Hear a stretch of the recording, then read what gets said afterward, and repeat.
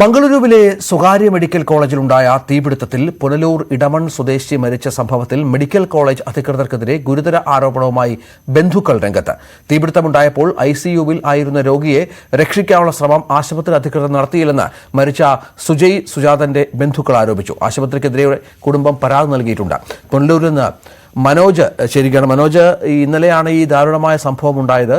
ഇയാൾ 2 ആഴ്ചയായി അവിടെ ചികിത്സയിലായിരുന്നു എന്നാണ് മനസ്സിലാകുന്നത്. എന്താണ് കുടുംബം ഇപ്പോൾ ഉന്നയിക്കുന്ന ആരോപണം?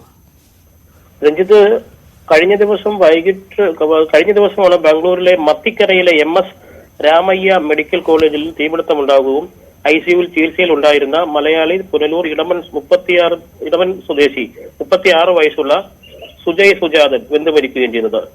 തീപിടുത്തമുണ്ടായ സമയത്ത് ICUവിൽ ഉണ്ടായിരുന്ന രോഗിയെ രക്ഷിക്കാൻ ശ്രമിക്കാതെ രോഗിയെ ഉപേക്ഷിച്ച് ജീവനക്കാർ രക്ഷപ്പെടുകയായിരുന്നുവെന്നാണ് ബന്ധുക്കളുടെ പൊതുവെയുള്ള ഒരു ആരോപണം. ആശുപത്രിക്ക് അധികൃതർക്കെതിരെ അവർ പരാതി നൽകുകയും അതിന് പ്രകാരം FIR എടുത്തിട്ടുള്ളതുമായാണ് നമ്മൾക്കിപ്പോൾ അവരുമായി ബന്ധപ്പെട്ടപ്പോൾ മനസ്സിലാക്കാൻ സാധിച്ചിട്ടുള്ളത്.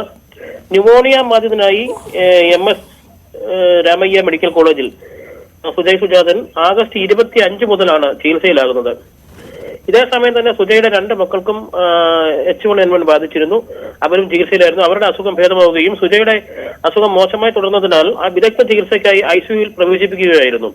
ഈ സമയത്താണ് പൊട്ടിത്തെറി ഉണ്ടാവുകയും ICUയിലേക്ക് തീ പടരുകയും ചെയ്യുന്നത്. ഈ സംഭവ സമയത്ത് സുജയുടെ ഭാര്യ ഒപ്പം ഉണ്ടായിരുന്നെന്നും ഈ തീ പടരുന്നത് കണ്ട് ICUവിൽ ഉണ്ടായിരുന്ന തന്റെ ഭർത്താവിനെ രക്ഷിക്കണമെന്ന് സുജയുടെ ഭാര്യ മനോജ്, സുജയുടെ പിതാവ് സുജാതൻ ടെലിഫോൺ ലൈനുണ്ട്. സുജാതൻ, ദുഃഖകരമായ സാഹചര്യമാണ്, നമുക്ക് മനസ്സിലാകും താങ്കളുടെ ഇപ്പോഴത്തെ ഒരു അവസ്ഥ.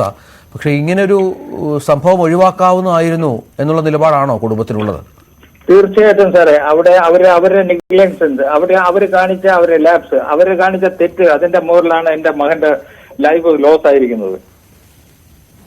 എന്തായിരുന്നു അവർക്ക് വേണമെങ്കിൽ ഇങ്ങനെ സംഭവം അവർക്ക് മോനെ രക്ഷിക്കാമായിരുന്നു സാറേ. രക്ഷിച്ചില്ല. അവര് ടൈമിൽ ചെയ്യേണ്ട കാര്യം ചെയ്തല്ലോ സാറേ. ഞാൻ സാറിനോട് ഡീറ്റെയിൽ ആയിട്ട് പറയണോ അതോ എന്താണ് സംഭവിച്ചതെന്ന് പറയൂ? പറയാം സാറേ. എന്റെ മകന് 25 ഓഗസ്റ്റില് ഇവൻ ഇവിടെ ഒരു മോളിൽ പോയിട്ട് അല്ലെങ്കിൽ ഒരു ഏഷ്യ എന്ന് പറഞ്ഞൊരു മോളുണ്ട്, മോൾ ഓഫ് ഏഷ്യ. ഓക്കെ, നമ്മുടെ നാട്ടിൽ മാൾ ഓഫ് ഏഷ്യ എന്ന് പറയും. ഓക്കെ, അവിടെ പോയിട്ട് അവര് ചേട്ടനും അനിയും ഒരുമിച്ച് പോയതാ. അവർക്ക് അപ്പൊ 2 ദിവസമായിട്ട് മോന് ചെറിയ പനി ഉണ്ടായിരുന്നു. ഞാൻ ഇന്റർവ്യൂ കൊടുത്തോണ്ടിരിക്കും, ഞാൻ പറയാം. അപ്പൊ ഈ അവന് അവിടുന്ന് ടെമ്പറേച്ചർ വന്ന് ഈ രാമയ്യ മെഡിക്കൽ കോളേജിൽ നിന്ന് പ്രൊഫസർ കം കൺസൾട്ടന്റിന്റെ കൂടെ ഞങ്ങൾ 5-6 വർഷം കൊണ്ട് മരുന്നെടുക്കുന്ന അവിടെ വെച്ച് മരുന്നെടുത്തും ഇളയ മോന് കുറഞ്ഞ് മൂത്ത മോന് കുറഞ്ഞില്ല. ശനിയാഴ്ച നോൺ സ്റ്റോപ്പ് ചുമയായിട്ട് അവനെ ഞാൻ ഞായറാഴ്ച ഉണ്ടായതുകൊണ്ട് ഞാൻ അവിടെ പോയി അവനെ കാണിച്ചപ്പോൾ പറയാം ഓക്സിജൻ ലെവൽ കുറഞ്ഞു, നിങ്ങൾ പെട്ടെന്ന് രാമയ്യ മെഡിക്കൽ കോളേജിൽ അഡ്മിറ്റ് ചെയ്യാൻ. ഞങ്ങൾ രാമയ്യ മെഡിക്കൽ കോളേജ് ചെന്നു. അവര് ICUവിൽ അഡ്മിറ്റ് ചെയ്തു. ആദ്യമേ അവർ മാസ്ക് കൊടുത്തു, അത് കഴിഞ്ഞിട്ട് വെന്റിലേറ്റർ ആക്കി. അത് കഴിഞ്ഞ് ഡോക്ടർമാർ പിന്നെ അവിടുത്തെ ബാർഗനിങ് തുടങ്ങി.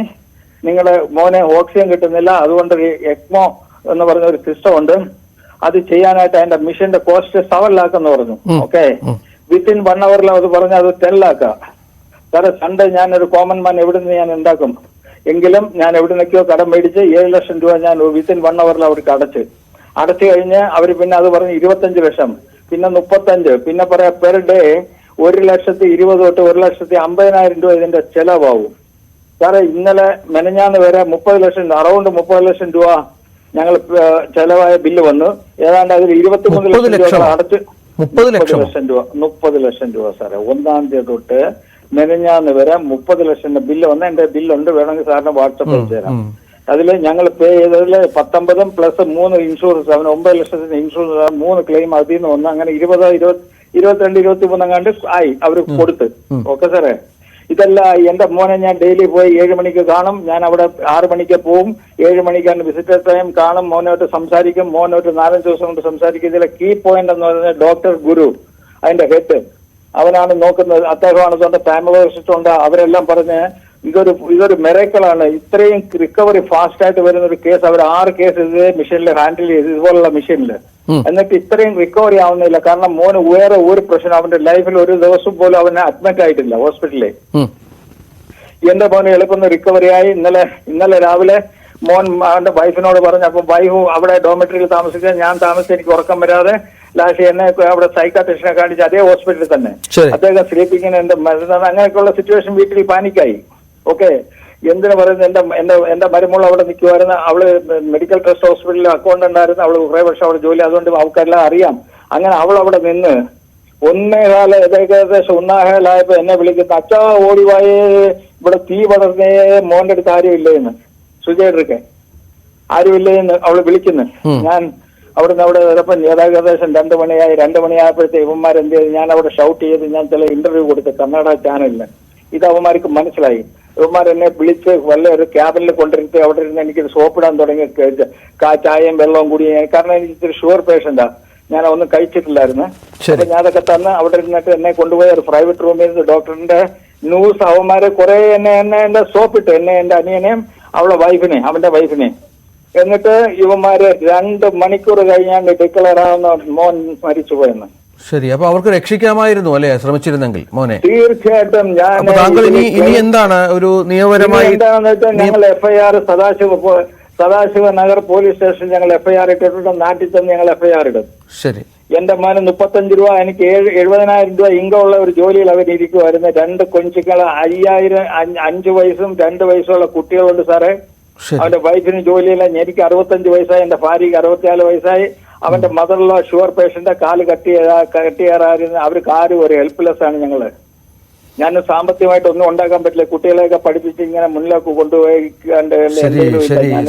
അവസ്ഥയിലാണ്. ശരി, എന്തായാലും എന്നെ രക്ഷിക്കണം സാറേ. തീർച്ചയായും ഞങ്ങളും ഈ വാർത്ത ന്യൂസ് ചാനലിൽ കണ്ടിന്യൂ ചെയ്യണം. ഇവന്മാരിവിടെ പൊളിറ്റിക്കൽ ഇത് കോൺഗ്രസിന്റെയാണ് ഈ ഹോസ്പിറ്റലില്.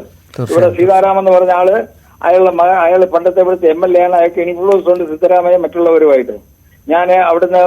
പിന്നെ നമ്മുടെ കൊല്ലം MP പ്രേമാനന്ദ് സാറിനെ ഞാൻ പല പ്രാവശ്യവും അപ്രോച്ച് ചെയ്തു. അത് കഴിഞ്ഞിട്ട് ഞാൻ ഈഡൻ ഇവരെ ഫാമിലി അറിയുന്ന എന്റെ വൈഫ് എറണാകുളക്കാരിയാണ്, തേവരക്കാരിയാണ്.